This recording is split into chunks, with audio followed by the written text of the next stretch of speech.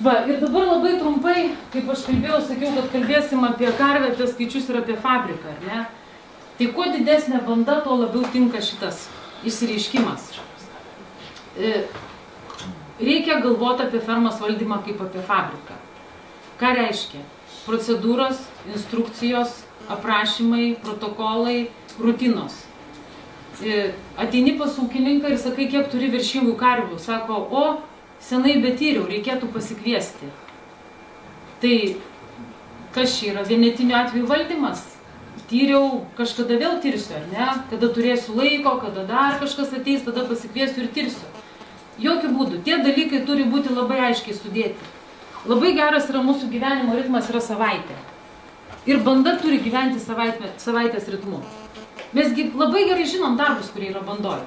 Ką reikia daryti? Užtrukinti, tirti veršingumą, daryti masažus, pradėti protokolus, sinchronizavimą turiu omeny rujų. Daryti plovimus, ar ne? Mes viską galim labai gražiai sustatyti savaitės ritmą. Kaip tai turi atrodyti gyvoj bandoj? Pavyzdžiui, jeigu banda yra, virš 400, imkim taip, ar ne? Jau reikėtų pasiskirti savaitės dieną, kada darot ką. Pavyzdžiui, pirmadienis užtrukinimų diena. Sykį per mėnesį netinka. 2 sykius per mėnesį netinka, sykį per savaitę. Pirmadienis užtrukinimų diena, antradienis viršingumo tyrimo diena, trečiadienis, pavyzdžiui, ten masažų protokolų diena ir va taip va visą savaitę. Atėjo žmonės į darbą, jie žino, kokia diena, jie žino, ką darys. Jeigu turit mažą bandą, 100-200 karvių, galit padaryti vieną dieną visiems darbam. Pavyzdžiui, atvažiuojantis daktaras ir atvažiuojantis sėklintojas, kuris, tarybiniais metais, kas čia tarybinių laikų ilgimės, ne? Būdavo ginekologinė diena. Ne? Ginekologinė diena. Susirinkom visi, padarėm visus darbus. Tai va ta ginekologinė diena, ar kaip ją bepavadinsit, jinai visai mažose bandose galėtų atsigauti.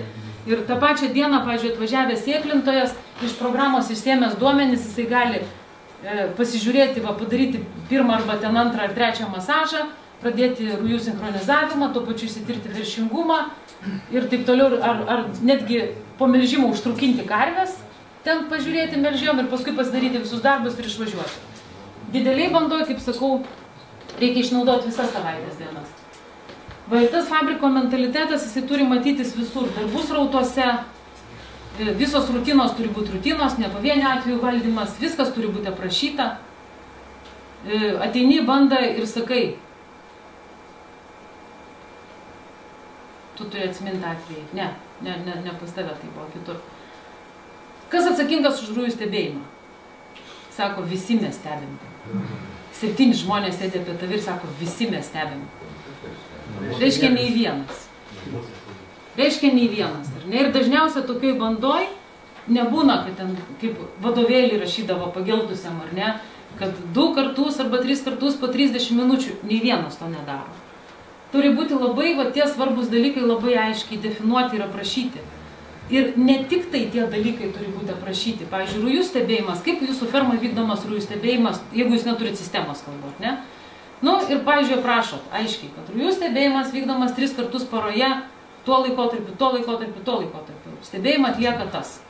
Ar ne? Niekas dar nevyksta. Kontroliavimas šito proceso irgi turi būti labai aiškus. Žmogus, kuris tikrins tas, kuris stebi rujas, irgi turi labai aiškiai žinoti. Pavyzdžiui, tam tikrų periodiškumų jis turi ateiti ir patikrinti, ar tos rujos tikrai yra stebimos. Skamba juokingai, suprantat? Bet dar juokingiau skamba, kada mes visi žinom, kaip stebėti rujas. Ir va šitas rodiklis pas mus būna 25%. Ir visi stebi, visi 7 arba visi 9 stebi. Tai va tuos dalykus sufabrikuoti ir surašyti ir suprotokoluoti yra netokia jau kvaila mintis, nes tai pasidaro vieną kartą, įsiveda ta tvarka vieną kartą. Nes jeigu avialinijos skraidytų taip, kaip mes valdom bandas, tai mes sėsdami į lėktuvą atsisveikintumėm su visais artimaisiais dėl viso pikto, ir dėl visko, nes, jeigu nebūtų tų protokolų, tai nebūtų nei saugumo, nei biznio kitose srityse, nei daug ko kito, bet tiesiog mūsų tas pieno biznesis yra labai talpus, jis tiesiog kaip guminis, jis duoda labai didelę maržą ir atleidžia mums labai daug klaidų. Mes darydami viską, taip biški pro pirštus vis dar tebe turim pelną.